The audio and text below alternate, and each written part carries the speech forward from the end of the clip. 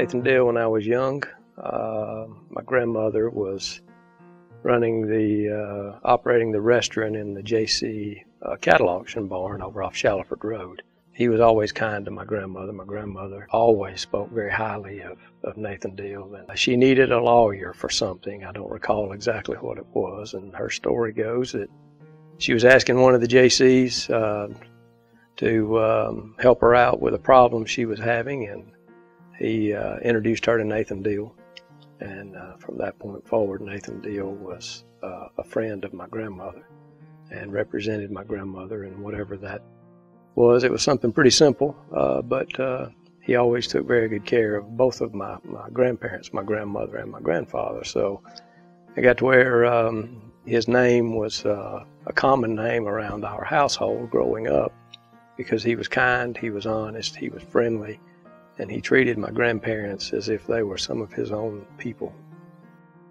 Well, Nathan has the highest character of most anybody I know, the highest ethical standards, and this has been obvious from the first day I met him. I can remember when he won the National Speak Up contest for JCs, where you take a line out of the JC Creed and you speak for 10 minutes on that. And I think the line he took was that government should be of laws rather than of man. And he wrote the greatest speech, thought of, extemporaneously just came up with this wonderful talk on that. And I knew right then that he was a special kind of person that I wanted to be associated with.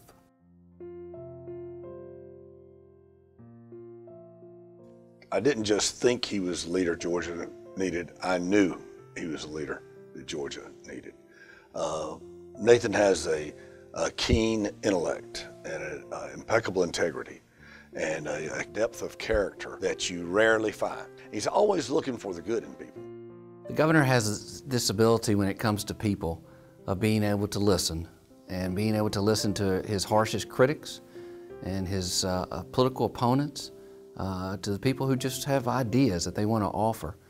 It's a characteristic that really strikes to the heart of who he is and how he operates his daily life. But it's that same characteristic that wins people over.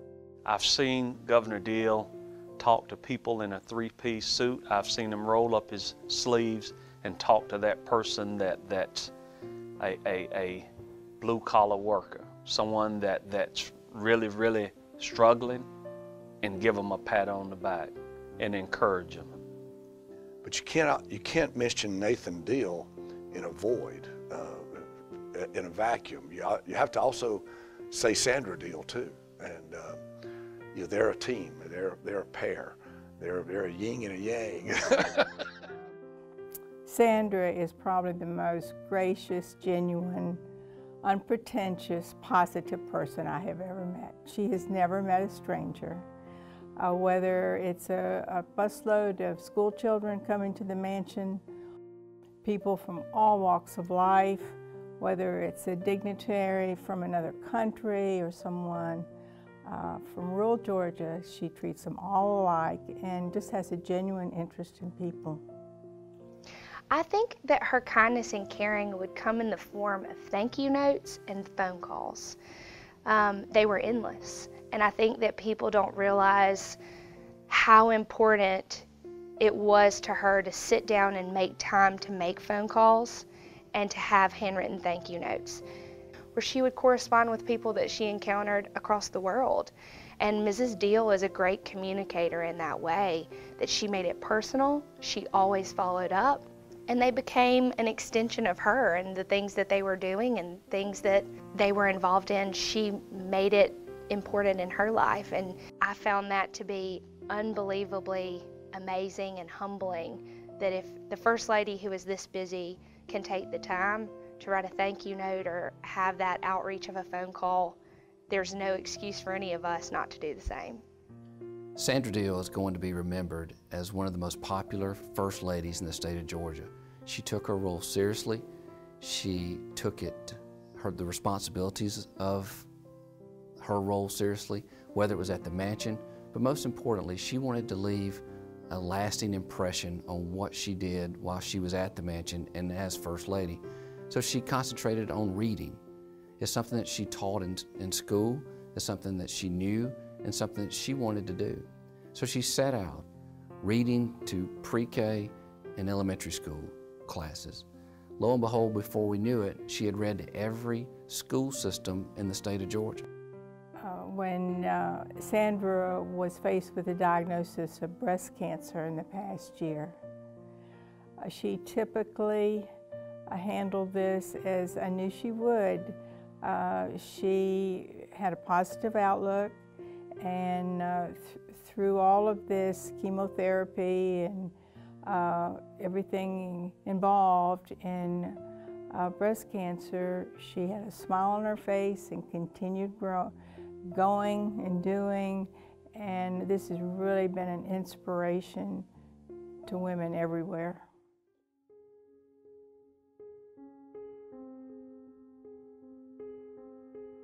We elected Nathan Deal in Georgia. We had no idea at the time that there was a 3-for-1. Because when Nathan came, his wife Sandra, and his chief of staff, Chris Riley. And the three of them have been a new A-team in Georgia. You remember the A-team on television? When you had a real disaster coming, you need real help, you call these guys, they come in from nowhere, and they'd solve your problem. They were tough, they were smart. Well, Nathan's that way too. He's tough and he's smart. He's also crafty enough to realize your wife always knows better, and he gave her a lot of role in education in Georgia, and she's improved it a lot. And Chris Riley, his chief of staff and his pilot and a good friend, did a tremendous job to be a great liaison to all of government, whether it's other states, whether it was Congress, the Senate, and the House. Nathan has been a great governor of our state. You know, Georgia is now the #1 place in the country to do business, and we've been elected, I think, 6 consecutive years, or 6 out of the last 7 years, as the best place in America to do business. Georgia's thought about by many people who think about it as Gone with the Wind and the Old South. Georgia's now the 8th largest state in the United States of America, moving it under his administration from 10th to 8th. Our votes in the Electoral College are prized now. Our role in politics is rising, and our influence in the country is rising, all because of that. And I could go on and on and on, but to do so might be to talk too much. But you can't say too much about somebody who's contributed 8 years of their life to their state and brought home so many things, first in economic development, first in job creation, first in really making a difference in education, first in reforming the criminal justice system, first in getting cyber technology a main heart, soul of Georgia's focus in the future, all those things. And Nathan Deal and his 2 partners, the A-team, Chris Riley, his chief of staff, and his wife, Sandra, deserve equal credit with Nathan. I know I'm supposed to just brag about Nathan, but I want to brag about all of them, because I know in working with them daily that those 3 as a combination make a great team. I've made this statement so many times about what Nathan's legacy will be, and it's so multifaceted, it's hard to hone in on one, but I really think the one that he will take the greatest amount of pride in is his criminal justice reform that he's done, that has been copied not only by other states, but President Obama even singled him out as having the best program in the nation for criminal justice reform. But it goes back to what I said earlier. Nathan not only saved money for the state at a time that we desperately needed it, but he saved so many lives and has gotten these people back into a productive lifestyle through education, where they leave with a skill when they do leave prison. Our recidivism rate has gone down significantly in the prison system, and it's due to Nathan Deal's programs. When the governor came into office, the prison population was around 56,000. As of now, it's below 53,000. So because of those reforms, the prison population has dramatically been reduced. Being around Governor Deal for the last 8 years and his passion about criminal justice reform, it's changed me as an individual. It really has. You know, when the governor came into office, he didn't have to do anything with criminal justice reform. But he took it upon himself as the right thing to do, and so therefore he did. And we are better as a state because of his stance. You know, and individuals' lives have been changed. Not only their lives, but their families' lives. You know, you have generations of folks that are incarcerated. You know, it's generational. It can go to generation to generation. But if you can stop one generation, you can stop the cycle, hopefully. And that's what these reforms have done for families, I think.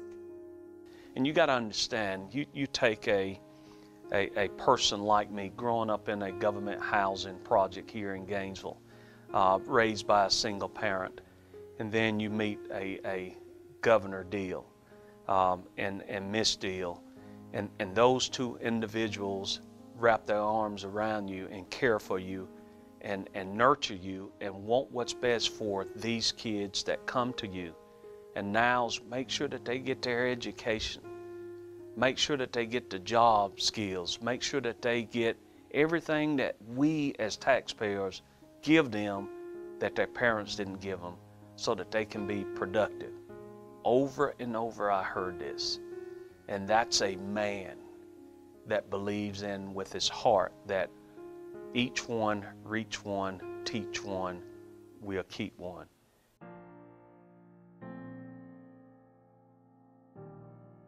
Locally, Governor Deal brought Lanier Tech to the Hall County area as the first adult learning center, the first technical college that's been built in my lifetime as an adult. Lanier Tech will continue to provide and give back to this community, and Lanier Tech will be an economic engine for Northeast Georgia for many, many years to come. Governor Deal probably understands healthcare better than any other legislative person that I know, and that has served us extraordinarily well here, again, in the state as well as here in our own Northeast Georgia area. He understands the intricacies and how it all connects together. He's helped protect the Certificate of Need in our state, which is a very complex puzzle, if you will. Not many people really understand how it all works together, but he stood under some pretty tough fire and criticism of protecting that, because he wanted to make sure that health care in our state was there for all. Many can't pay, and the system is created in such a way that it all has to fit together to make that work.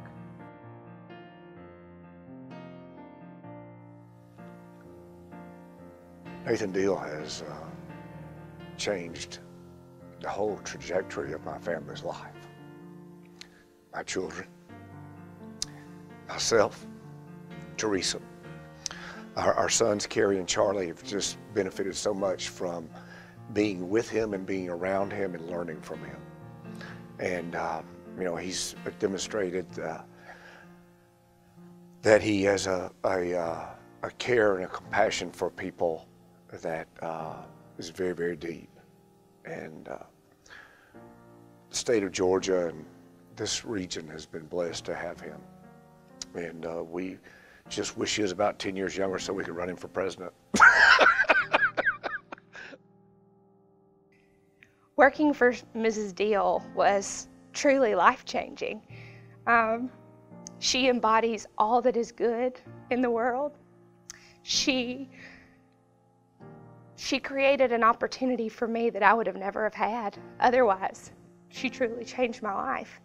She is a beautiful, wonderful soul, and she makes the world a better place. She makes every person that she comes in contact with want to be a better person and the person that is their best self. And she is truly Georgia's first lady and will always be, in my eyes, Georgia's first lady.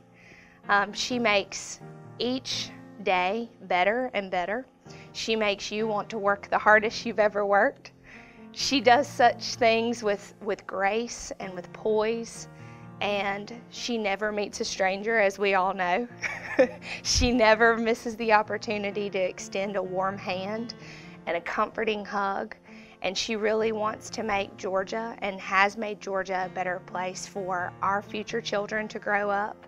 She's made Georgia a better place for all that get to live here and have the opportunity to be a Georgian.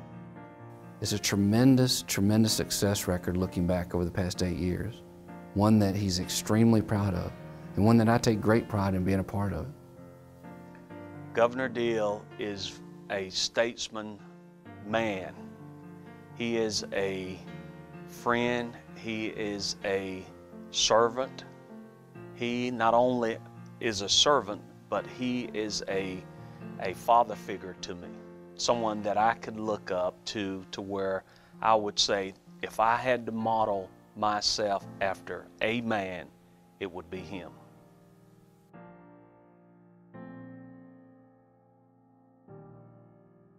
Well, I just hope people will remember that I enjoyed what I did and that I felt privileged, that we were grateful for the opportunity, and that we tried to use it to the best of our ability.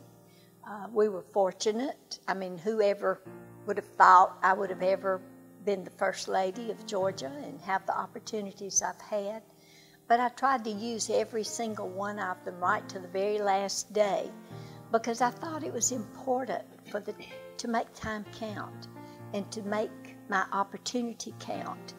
And so I would like to be remembered as being a worker who'd worked just for the pure joy of working and for trying to make a difference. And I'm glad to go back to my old life and be my normal person and be just one of everybody, because I feel like I was just privileged. I'm just plain old country girl, and grew up simple with no real frills, but I've had just a wonderful opportunity and I have loved it. There is no way to explain how I got to be governor of this state without some divine help and encouragement. I was ready to leave Congress. When you're 69 years old, you don't start thinking about running for governor, especially if you're looking at 2 terms. And here I am, 76 years old and just recently out of the governor's office. I told Sandra, I am far too old to run for governor. She assured me that I wasn't. Some of my friends assured me that I wasn't. But I think it was more than that. Doors were opened. Sometimes the windows of other people's ambitions were closed that allowed mine to go forward. I think it was divine providence that I was put in this position.